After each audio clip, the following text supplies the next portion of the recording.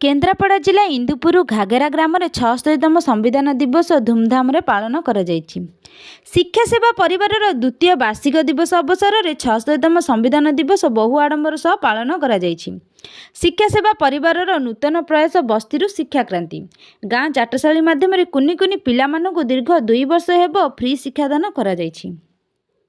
समाज को सुस्थ समाज गढ़ापी शिक्षा सेवा परिवार समस्त सदस्य बुद्धिजीवी शिक्षाविद समस्त सहयोग में कार्यक्रमटी को सफल करा जायथिला। एही कार्यक्रम में मुख्य अतिथि अतिरिक्त जिलापाल कृष्णचंद्र जेना जोग देइथिले।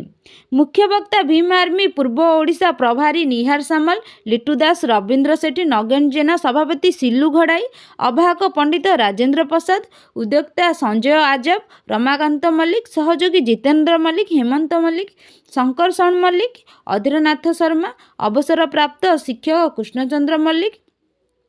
नरोत्तम पार्थसारथी, रमेश सार, रंजित भगवान, पिंटू झिली, वंदना, कविता, रंजना अनुष्ठानर समस्त सदस्य मानक नेतृत्व में एही महान कार्य को सफल करा जायथिला।